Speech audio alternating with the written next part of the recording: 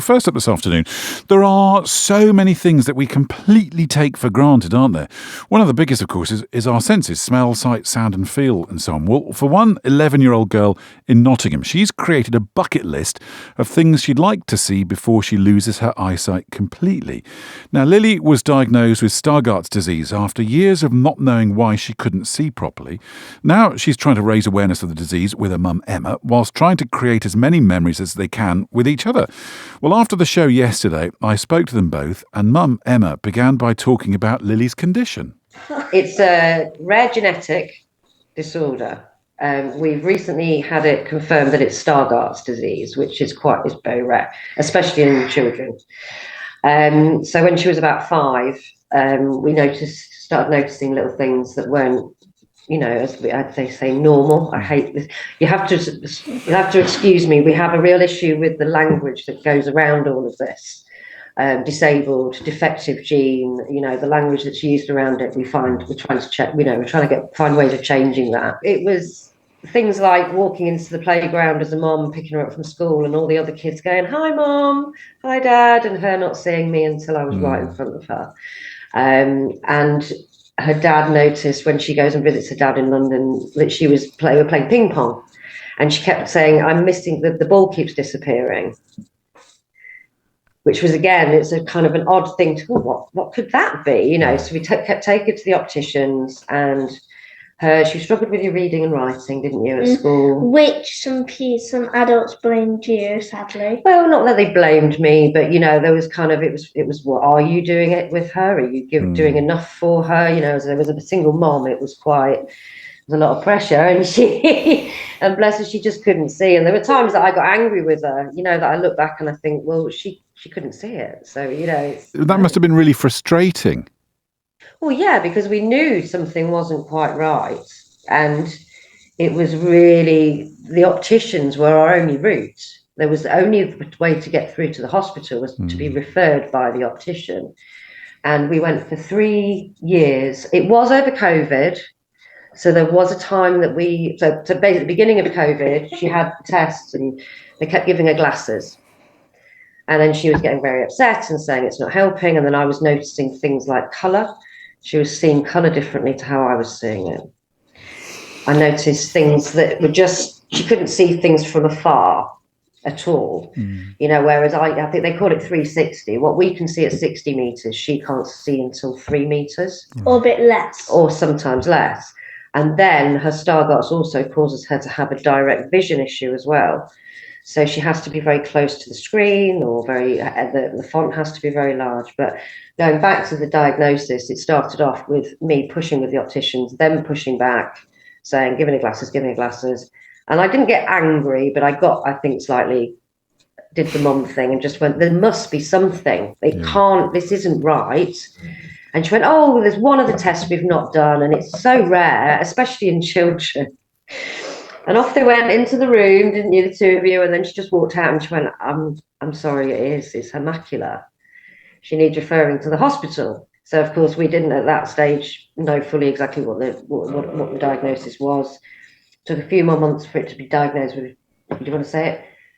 Juvenile macular dystrophy. And then they said it's more than, it's genetic. It's something genetic. Family history. Went through all family history. It actually gave me an opportunity to reconnect with my birth father, which was interesting. How things, happen to do these things, and how things happen off the back of these things, like today, for instance. So then it was hospital appointments. It was genetic testing. And they found that both myself and her dad, because generally we all carry about 12 defective genes as a human being. Now, they then have a 50-50 chance of that. There's 2 different parts of that gene. You can pass on one or the other. In her instance, unfortunately, both her and her father and me both have the defective gene, which is rare in itself. But then we've both passed that gene down. So there could have been 3 opportunities that she didn't get it. So neither of us could have passed it on. He could have just passed it on, or I could have just passed it on, and she wouldn't have had a Stargardt's disease. So Lily, I mean, mind-blowing. Yeah, Lily, I'm very conscious of the fact we're talking about you and you're there, and the condition you have. No, the condition you've She's got. quite happy. Well, I was going to sorry. say that Stargardt's disease obviously has a huge implication for your eyesight. I didn't realise it also gave you ants in your pants because you've not sat still since we've been talking, and now you've got the cat on your knee. Yeah, Kat is here, not looking very happy right now. She's tolerating it. She's got a leg up to her ear. So, Lily, tell me, what is it? Since you were diagnosed, what has it made it? Has it made it because you've been diagnosed and now everybody's sort of taking you seriously? Has that sort of made it easier for you, if that makes any sense? Some yes, some no. I'm saying some no because on my laptop I have this very annoying thing which is turned on all the time, and every time I just want to be left alone by it, it goes, "This is on your screen." So Done. technology is something that kind of puts some great opportunities in front of her, but it also kind of holds her back in certain environments as well. So, Lily, you've got this. Sorry to keep interrupting, Lily. You've got this great plan of a bucket list of things you want to see, because your eyesight is slowly getting worse, isn't it? So, what do you want to see before you can't see it so well? I definitely want to see the Northern Lights, even if it is, even for just one time, honestly. They're the most beautiful things, and I used to love space, so I even know how they're formed. Wow. Which is very interesting. Do you know what? Really weirdly, Lily, it's my dream to see the Northern Lights. I would absolutely love to. I would absolutely adore to. What other? I think you want to see the other things like the Eiffel Tower and stuff. What other things? I've already seen the Eiffel Tower, which is something very interesting. I want to go up. You want to go up? Okay. Up. I'm horrified of heights, but I would not care if I could see a beautiful view at night. My mum's afraid of heights more than me, so I can't. So she was the one holding me back as well.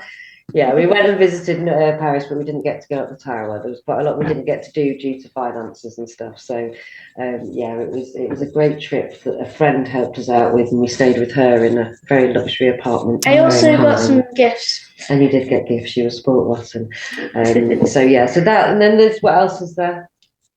A safari in Africa, definitely. She wants to see. She loves her animals, don't you? So listen. So the bucket list is ongoing. Is that something Emma? Do you feel? I mean, obviously that's something you want to give to Lily. There's quite a lot of pressure with that, though, isn't there? It is, and it our whole world has been turned upside down, and I'm not able to work full time. I come from, I worked hard to get my degree as a mature student, went back to university. I worked in the corporate industry and career was my thing, and then everything's kind of gone. I'm a mum, and that's what I have to put first. Things changed, and I wasn't able. I suppose, to be fair, even if I was working, I wouldn't be in a position to do all of these things that we'd like to do. Yeah. At the moment, we haven't got a car on the road at the moment, which is a bit frustrating. It's sat in the garage. And things like just being able to go for a nice long walk, but it gave me that verification and validation from people that it's something that is out of the ordinary. It is something that's different, and there's a lot of misconceptions around it. And as a mum, you want to protect your child. Everybody does, and it sounds really silly, but being able to take her to these places and put those memories in the bank. Would be really special for both of us. So how have you been reaching out to people? Just social media, really. We've not had a huge amount of contributions. We've had, as I said, some very generous people have put money forward, and we're a long way off our target, but as I said, it's not necessarily the money at this point as well. It's that validation of people care, and for her, it's getting that message out of, people do look at her funny when she walks down the street with a cane. People do, because what she'll do is she'll use a cane for 10 steps, and then she'll stop using her cane. And people kind of take a double look, and it's like, well, you have a cane, you must therefore be blind. People, again, make those misconceptions of, oh, somebody's got a cane, or, they're being assisted by a guide dog, which at some stage she probably will get, and she's hoping for very soon. Those kind of things people just don't understand that this child can still see you're looking at them. You know what I mean? And it can be tough. It can be tough, can't it? But Lily, I mean, you've got all these bucket things to do, and I hope that you manage to achieve them. What do you want to be when you grow up? Sounds like you want to be a space scientist or a travel writer or something like that.